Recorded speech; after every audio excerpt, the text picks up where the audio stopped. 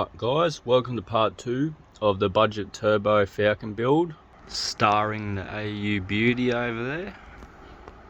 So if you haven't already watched the first part of this series, it'd probably make a bit more sense if you did, but I'm sure it'll still make sense if you don't. So we're going to get into it now.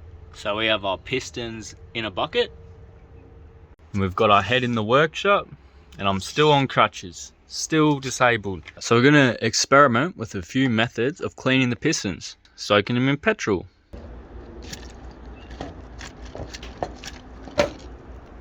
So the next one, people use WD-40. They apparently sprayed WD-40 on the pistons, and we can just wipe it down after a few minutes. Expensive ways to try and clean your piston.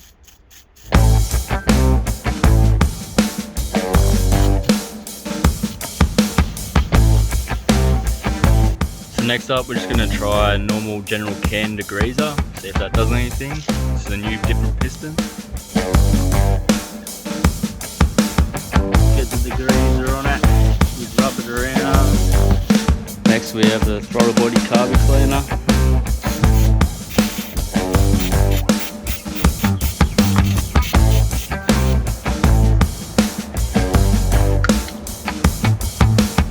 So it's definitely taken off a lot. Not fully done. That's WD. And that's good. So this is our petrol soaked piston that's been soaking for half an hour. So this is with degreaser, scrub with degreaser. This is with the Boston spray, penetrating spray. This is with the WD-40. This is with the throttle body cleaner. With actually less of a scrub than most of the others. So I'm actually a bit surprised from the results. I would have thought the degreaser would have been down the bottom. I always thought petrol was pretty good. To be honest, petrol's in the middle. Petrol is the cheapest out of all of them. Sounds funny saying that, but petrol, because it's what, $1.80 a litre, $2 a litre. I use 50 mils, so that's like 9 cents. So the throttle body cleaner worked the best, but it's actually the dearest. That's like $18 a can or something. The degreaser, I think the best value would be to use the $2 can of spray degreaser, scrub it as good as you can. So after a light scrub on all of them, they're looking a lot better. Most effective way I found for cleaning the pistons was you actually start with the throttle body cleaner, scrub it with the steel wool.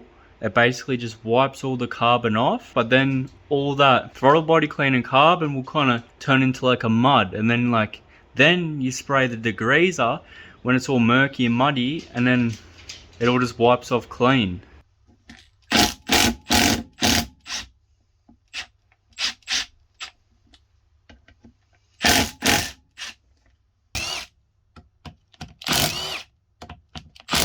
So some of these bolts are proper filthy. Like, I unscrewed them from the threads, but then I had to use the rattle gun just to be able to like even get them out. There's like all these chunks of like build up on them. Like some of them weren't so bad, but other ones like far out. There was one I thought I almost stripped, but it was just covered in this gunk. I couldn't get it out. All the rocker arms unbolted. It's got the camshaft exposed. We got all the valves. So we have, oh bloody hell, that landed on my so the valve removal tool.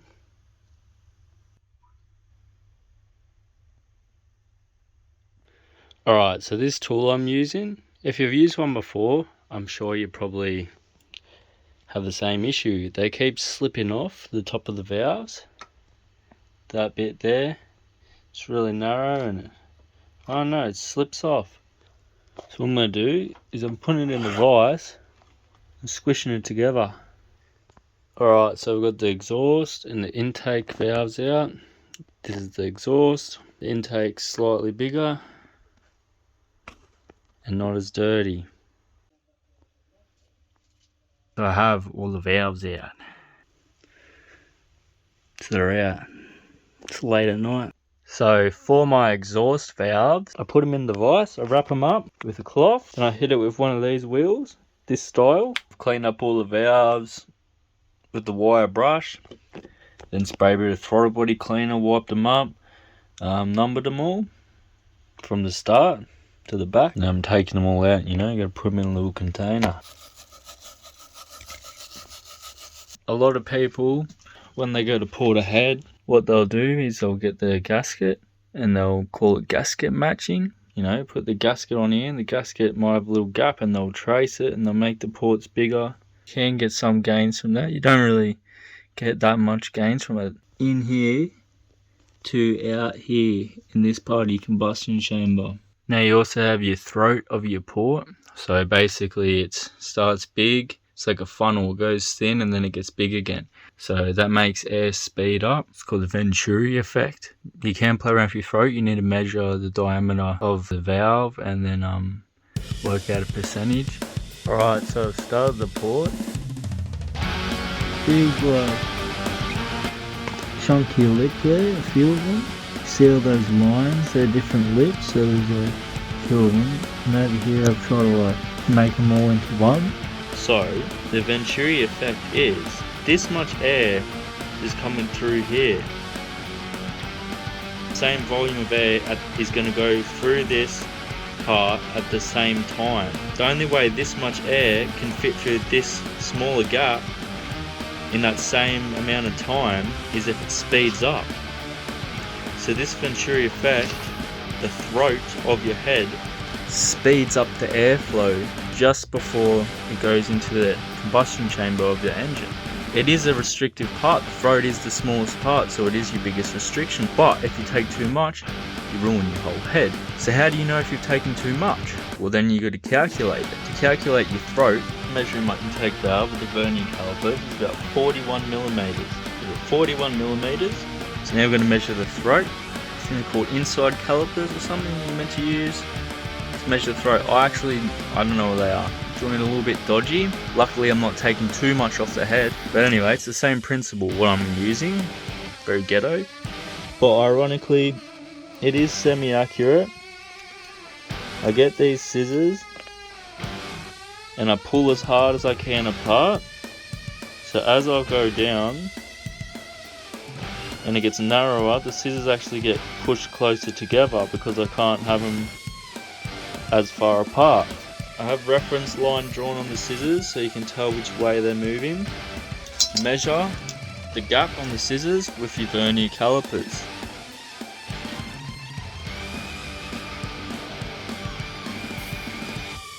Alright, so we've had 36 millimeters as the throat size, 36.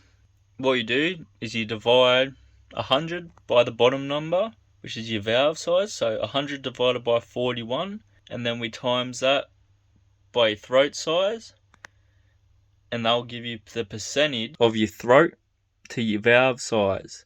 So 90% is safe. Anything under 90%, around 92 is pretty good. About 93, 94%, if you've done that, you like stuff the head. So stick this in here, try and get some of that out. Just have to be very careful about the valve seat. It's crucial that you don't destroy that, otherwise you're gonna have to replace your seat.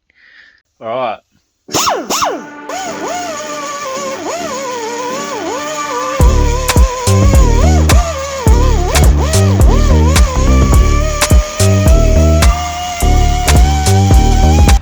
So I've saved a report or two for you.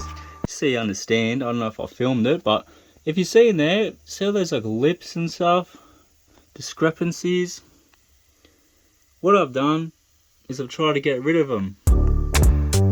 Stuck the carbide bit in there. You see those lines? Yep, I've said it before. The lines are the lips. So there's filthy ones down here on the side up there. There's all like hard bits.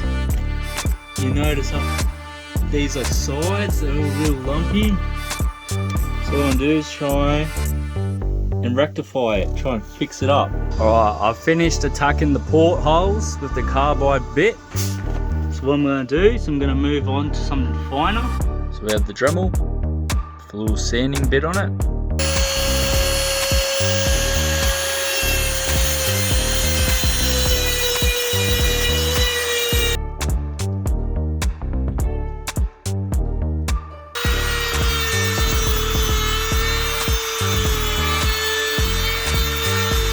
So we have our valve seals left. So the best way to get them off is you just cook them.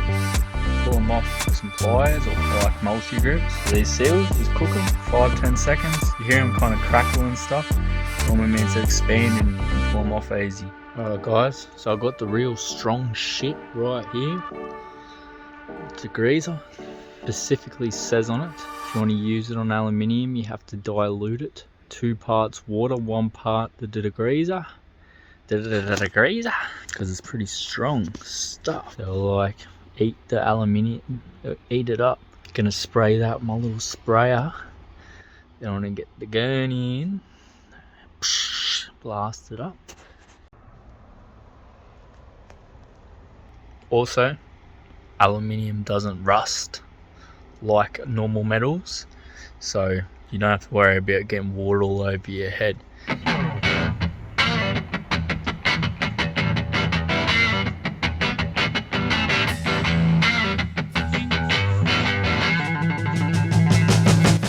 Alright, so I have my cylinder head off the Falcon. Ported, full ported valves. Putting them back in now, wrapping them up. So we get the grinding compound.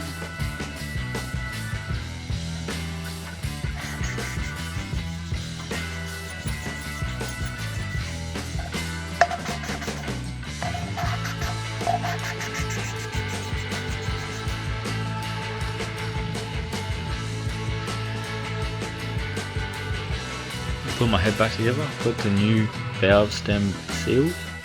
So what you do is you just put the old one over the top, get them in place. Some of them you can just push them with your finger, they clip on. These ones I've got to tap them on for other ones. Not too hard, just very lightly. And you get the old one, put it on top, tap it down with the hammer. We've got the old one. Put it on top.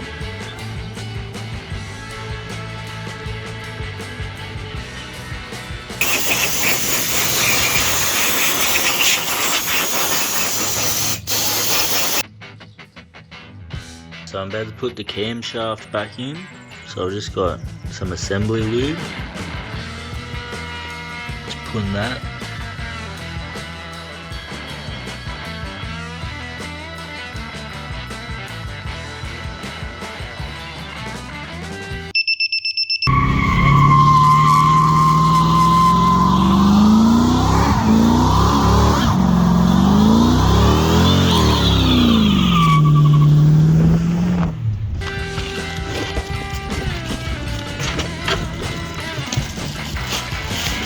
So I have this bit of steel, using it to make up the mounts for the intercooler.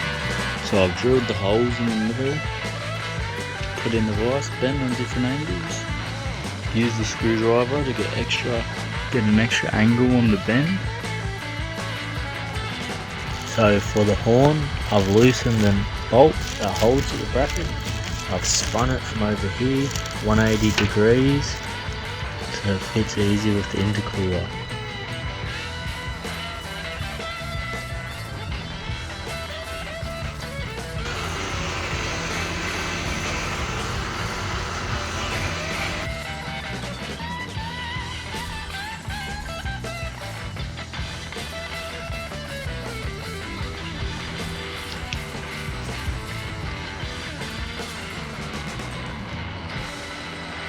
So I have the hole drilled, but I'm not really liking where it's coming out, so I'm going to move it.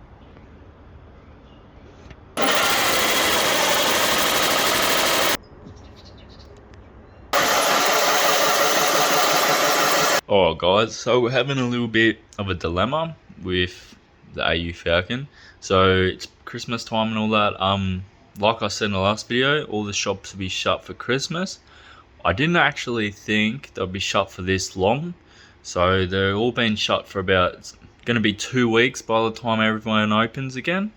So a little bit annoying, but oh well, gives me a little bit of a break. The problem I was having with the head gasket was the standard thickness of head gasket, from everything I looked up and all the measurements I could find, is meant to be 400 thousandths of an inch, which is about 1 millimeter. In some Ford manual it said like 350 thousandths anyway. So the Permaseal gasket that's for sale is only 250 thousandths of an inch. So that raises the compression ratio of the motor, because there's not as much space in the motor, so it has more compression.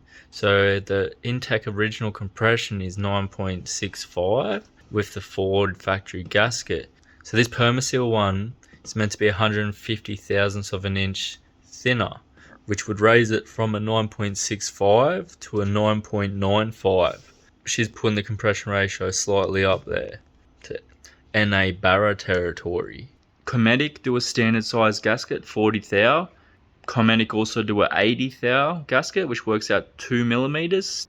So Permaseal, they make the 25 thou one for 130 bucks. Good budget. TI Performance sells it, but realistically, it's not recommended for boosted applications because you're putting a thinner head gasket. It's raising the compression ratio to a 9.9, which is high for boosted. Most boosted motors have a compression ratio of 8.5 to 9, normally at the higher side, because higher cylinder pressures with boost, you can't run as much timing. You have pre-detonation problems.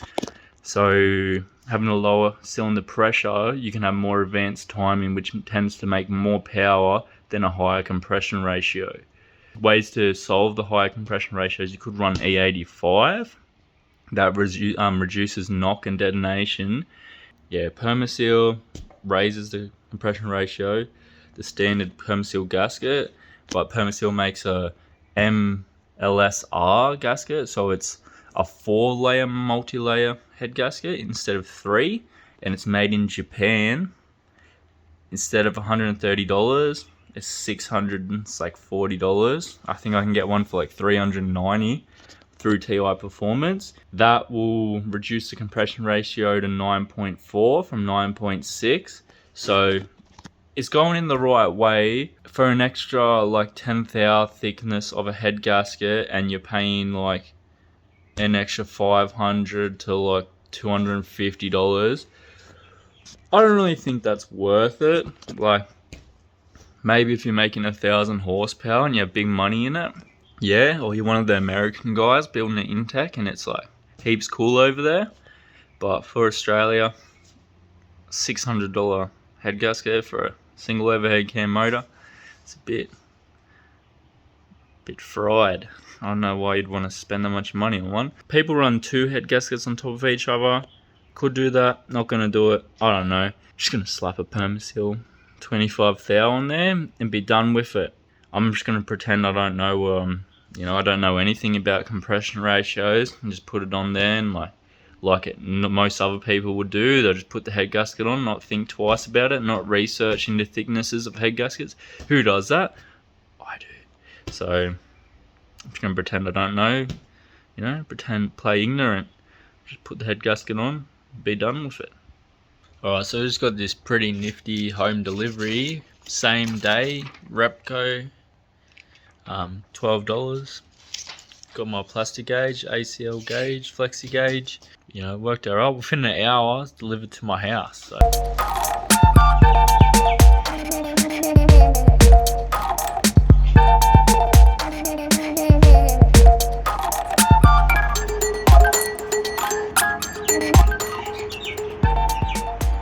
So I got my little gasket buzzer, gonna buzz up where the sump gasket goes before I put all the piston and bearings in, so I can clean out all if there's any shavings and crap, get rid of that before all the bearings in there.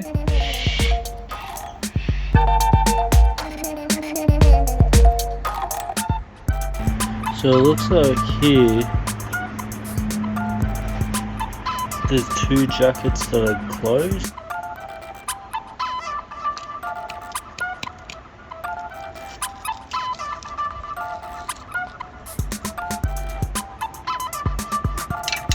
That's not meant to be like that.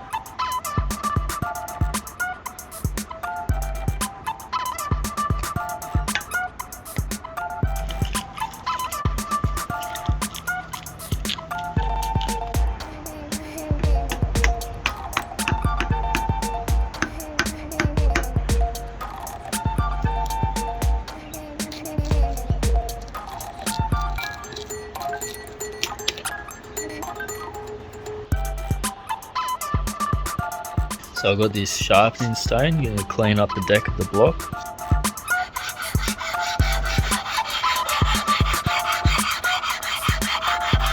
So I've got the block turned upside down. Got the new bearings, ACL bearings. All the new bearings are in, so she's going to use some assembly lube.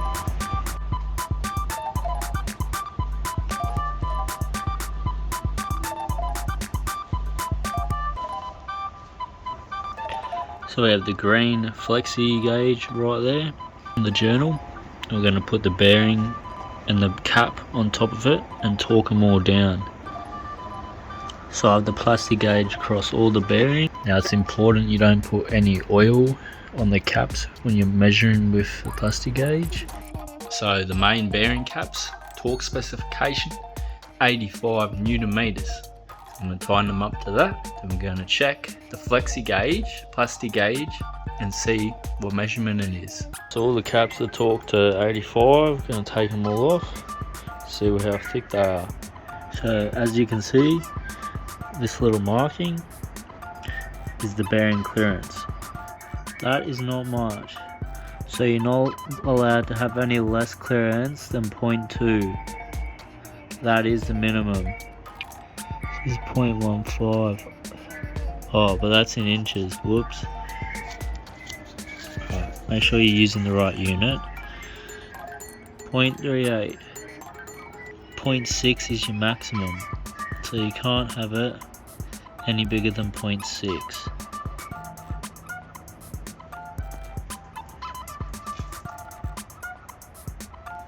So those lines there, you measure with the gauge.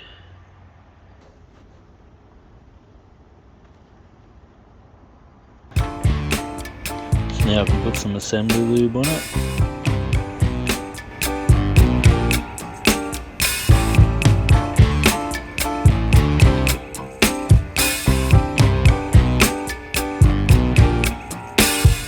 So you have your timing chain tensioner in here. In the timing case there's this little O-ring that goes in there.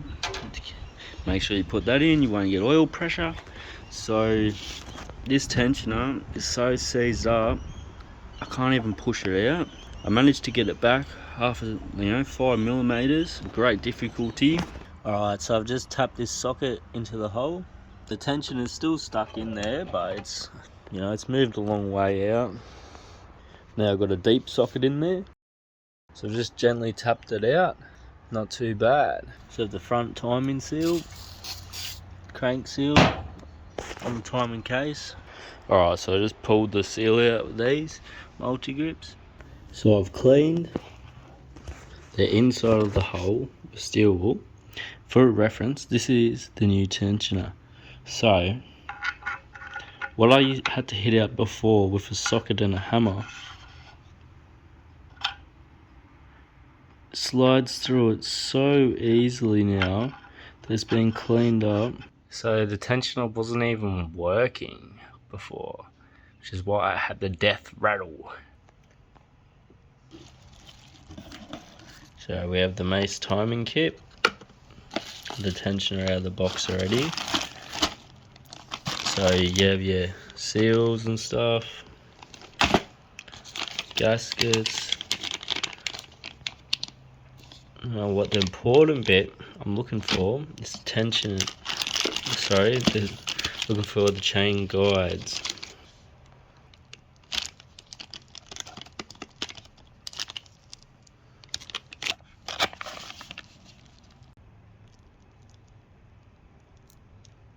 So I definitely do not recommend that mace timing chain kit.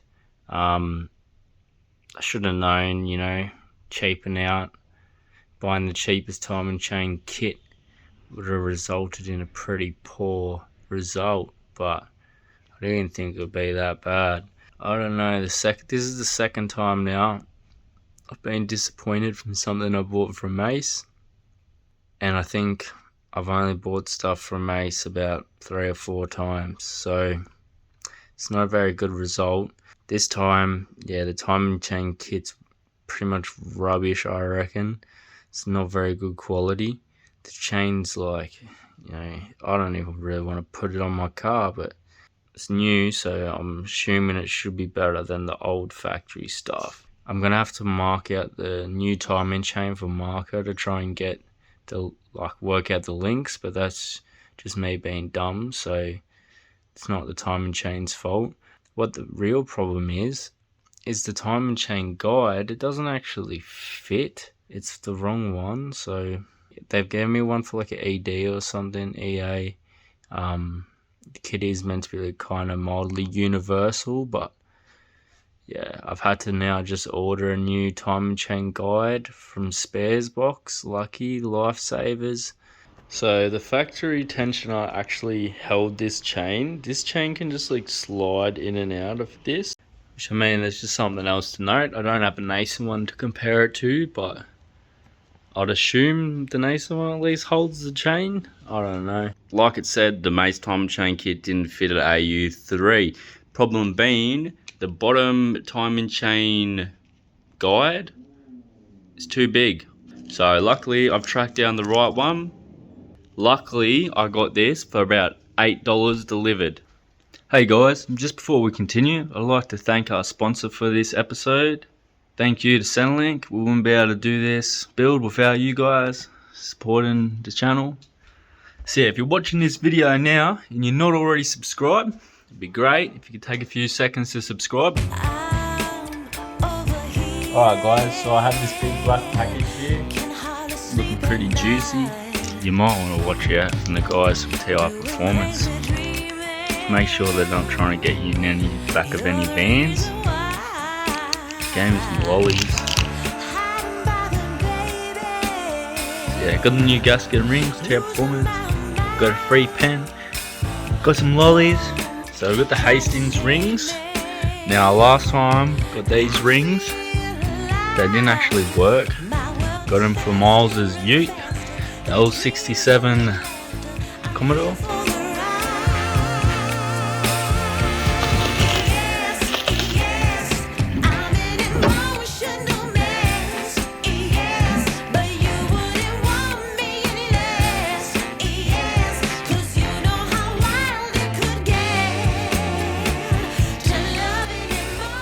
So I have the parts washer filled up. To tell you the truth, I'm a little bit scared of parts washers. I always think they're going to electrocute me because you're like submerging electrical wires in like corrosive detergents, but oh well, we're going to use it today. So the pistons are already pretty clean. What we're going to do is just wash them up in the parts washer anyway.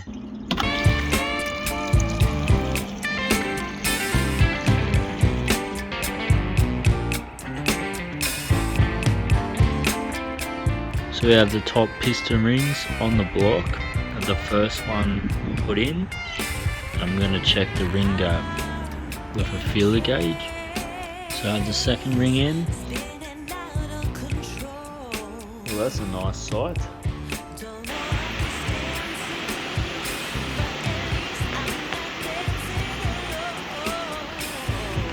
Alright, so I have the new bearing in for the conrod. I'm going to put the bearing on the cap and then measure it with a flexi gauge. So the pistons are cleaned up pretty well. Got the new rings on. Alright, so most pistons actually have 5 piston rings. The third ring is made up of 3 rings normally. So the first ring, second ring, both one piece. Third ring is 3 pieces. You're going to start with your 3 rings. For the third ring, you have your spacer ring and the 2 ring rails or retainer rings. Alright, so the gaps in the piston rings have to actually be orientated in a correct way. So there's a joint in the middle, then you have your bottom and your top. Try and line it in line with that line there, about 1 inch away from that joint in the middle. So you join in the middle, 1 inch either side of it. Then you got your second ring on the different side as the top ring, and you got to watch out because see how they can move around very easy when you put in your clamp on it, because you got to have a compressor to compress the rings. If you're moving that compressor around, you can spin these rings around very easy and you're not going to see them again when you put them in the engine.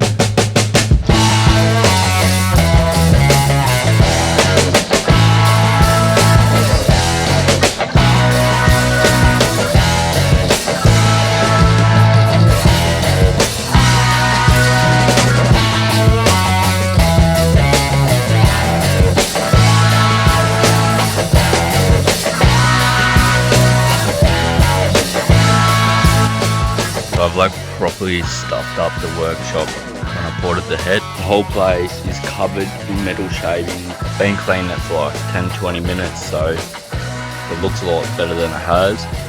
I can't find the right size wire brush because the workshop is that much of a mess. Keeping things organised and tidy actually it might take longer to do, but the time you save by having everything organised, it's outstanding. It's a significant amount of time you save. Keep that in mind. You want to start being a messy bloke.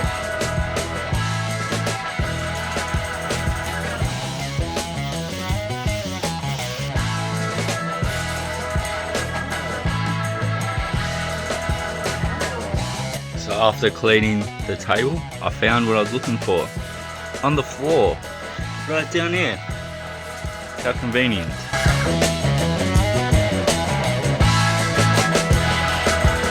So I just broke 2 oil filter tools, taking off this oil filter. It took me that much force to undo this oil filter that I just lifted the motor into the air before the oil filter come undone. I crushed metal with my bare hands twice, just trying to undo this oil filter. That's how tight it was. So there's a few things we've got to remember when putting on the front timing case for this motor. So we have the tensioner, you can put that in later. This O-ring, very important. If you're not using the sealant gasket and using these gaskets, you can have them. So this, I do not like this. This gasket basically like sits in here for nothing, just to seal up that, so the bolt won't be leaking oil out. It's fair enough. I'm actually thinking I might cut that part of the gasket off and just put like gasket maker sealant there, so that piece of gasket can't break off in the motor, and then there's not like a bit of gasket floating around in the motor. So we have the bottom chain guide, a top seal for up the top of it. Yeah, we've got another guide as well. Got the front crank seal we've got to put in. So what I'm going to do is I'm not going to put the crank seal in yet, all the gaskets on, and I'm going to like play around with it and just try and see if I can get the timing chain to work.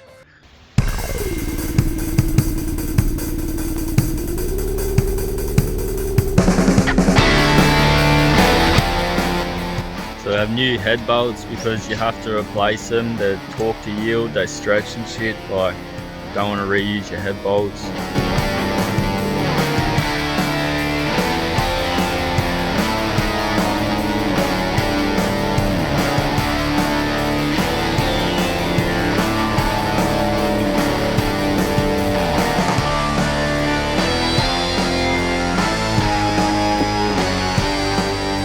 Just had to line the dowels up when the head's on. Alright, so the time marks of this motor, the cambio is slightly back. You got the bottom head, top dead, that's over there.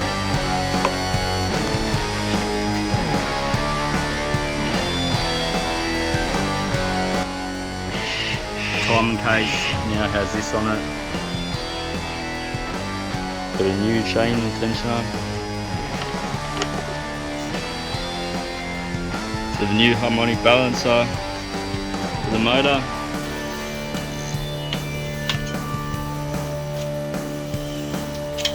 I don't know who thought this through, but the bolts don't actually fit.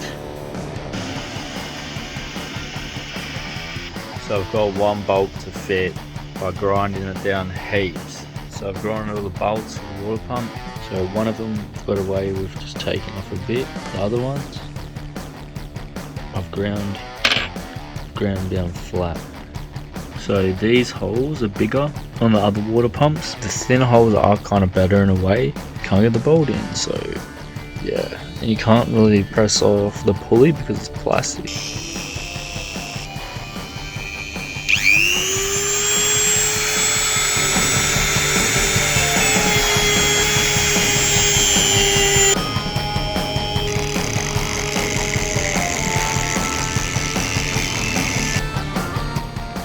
Got all the bolts in the Ching Yang pump.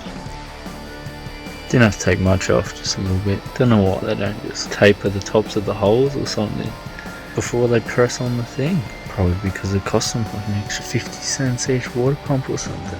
Tight asses.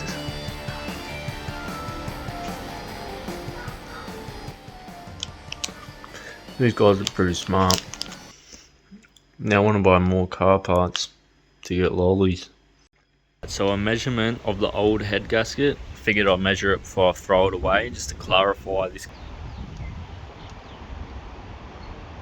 Alright, so I've been measuring the head gasket against some like conflicting results. When I first measured it, I got like 0.3 of a millimeter, which is like nothing.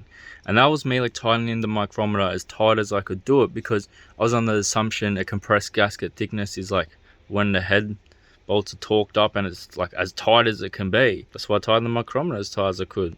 I thought it still wouldn't even be as tight as the head bolt torque. But anyway, that was like, yeah, 0.3 of a millimeter, which is like, what, 120 thou? Like, that is not right. So, earlier in the video too, I think I was calling head gasket thick. I was saying head gasket thickness, referring to them as like 40 thou. It's like 400 thou and stuff. Sorry, like, people probably laughing at me. But anyway, I measured it, and then like, I didn't do it as tight as I could. I did it like to the top bit of the micrometer it clicks. I did it like that, and I was getting like 0.6 to up to 0.7 of a millimeter, which is like around 250 thou, 270 thou, which is the same thickness as the Permaseal head gasket. But TI Performance says the Permaseal head gasket is thinner than the factory Ford one, which also everyone else says. I always thought the same thing too, but I just measured it and it's not. It's the same thickness. So either I'm measuring it somehow wrong with the micrometer. I don't know how to measure. Oh, maybe I should look it up before making a video. I don't know. But yeah, that's my findings. Permaseal seems to be the same thickness. So I've got a RB 25 deck here. Probably start rebuilding this next. Now we've finished the intake. Just waiting on the sump. I've got to get the AN fitting welded to the sump for the oil drain, and the guy's shop doesn't open for another 6 days, so at a little bit of a standstill. I might start on the RB. The real question is, does the RB still turn over? We're about to find out.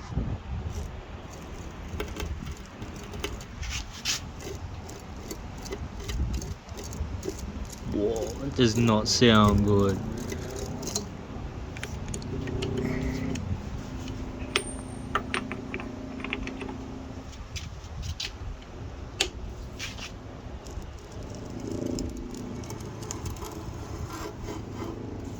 It's turning.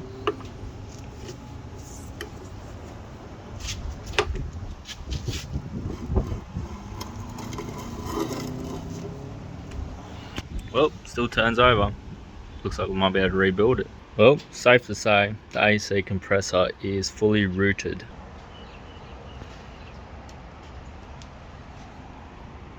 I hate to do it to you guys, but it looks like this might be a 3-part series, the AU build. This video is getting a bit long, so I'm waiting, held up for the sump for another 6-7 days. So the video is pretty much ready and we're just waiting for that. So in the next part, we're going to put the motor back in the car with the welded up sump.